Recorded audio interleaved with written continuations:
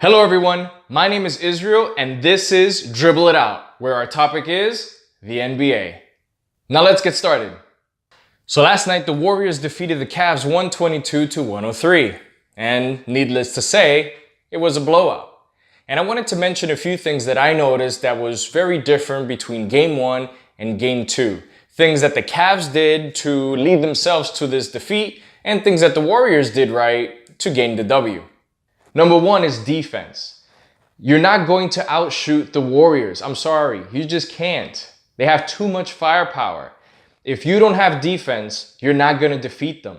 It'll be very difficult to do so. I mean, JaVale McGee, yes. JaVale McGee, the Shaqtin' a Fool King, had 12 points and he didn't miss a shot. He missed a free throw, but out of the field goals, he didn't miss any. Shaun Livingston also went perfect from the field because there was just barely any resistance. They were driving to the paint at will. The Cavs were slow on the switches and the Warriors just ran right in. Second part of what I saw was the Cavs missed so many wide open threes. Kevin Love picked it up on the third quarter, but throughout the game, there was just so many times that the Cavs were in open positions, getting good looks. It's just they couldn't capitalize. They couldn't nail the three-pointer. Something else that stood out to me was the fact that in Game 1 versus Game 2 for the Cavs, the rebounds were in the Cavs' favor. In this one, they were also in the Cavs' favor, but it was too close and too even for it to be something that stood out. And if you look here, in the first game, the Cavs just destroyed the Warriors on the boards. And in Game 2, as you see here, it's just too even. So that defensive and offensive rebounds need to continue to get picked up to create more possessions for the Cavs to allow them to continue and build upon their leads or catch up. The Warriors, on the other hand, capitalized on all the things that the Cavs were not doing right, which was also, of course, in due defense, because we have to give them credit, because the Warriors played really good defense on the Cavs. They went early against LeBron, where in the first game, they allowed him to do basically whatever he wanted. So the defense was aggressive. They threw double teams at him and made the rest of the team be the ones to beat the Warriors. However, we know that that's not going to happen, which is why the game plan works so well. Double LeBron, attack him early, make him get rid of the ball, and if not, make him earn his shots, make him work hard for him, which down the stretch would get him tired because they know that LeBron is probably going to play either all 48 or very close to that. Steph Curry went off last night and broke Ray Allen's record with most threes in NBA Finals with 9 threes last night, whereas Ray Allen in 2010 used to have 8. The role players played very well. Of course, this has to do with the fact that the Cavs defense was so bad. But JaVale McGee, as I mentioned earlier, contributed.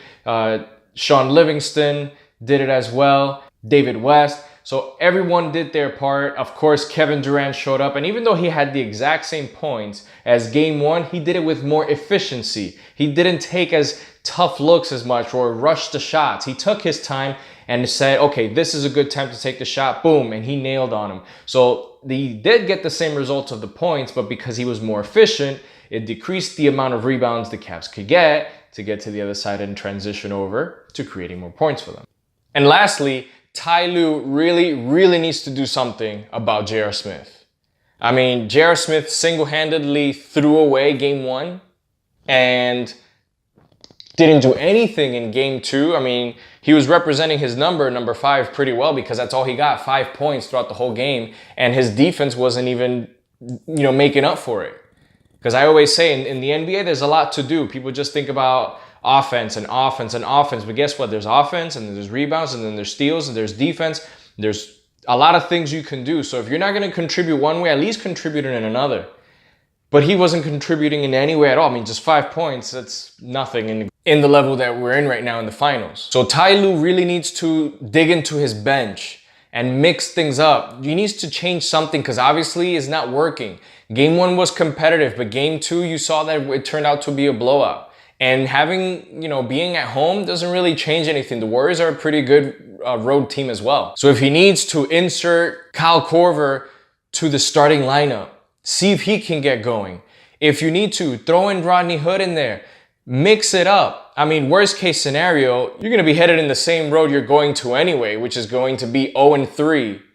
if you play J.R. Smith again. It is very essential to mix it up and dig into the bench to see if you see any spark from everyone. Even Jetty Osman can probably contribute 5 points but play really good defense, which would be better than 5 points with horrible defense. And question for the day, if you were Ty Lue, what would you do with J.R. Smith and your bench? Please let me know in your comments below. So that's all I had for you guys today. I appreciate your time. Please consider subscribing for more. Hit that like button if you enjoyed it and share with others.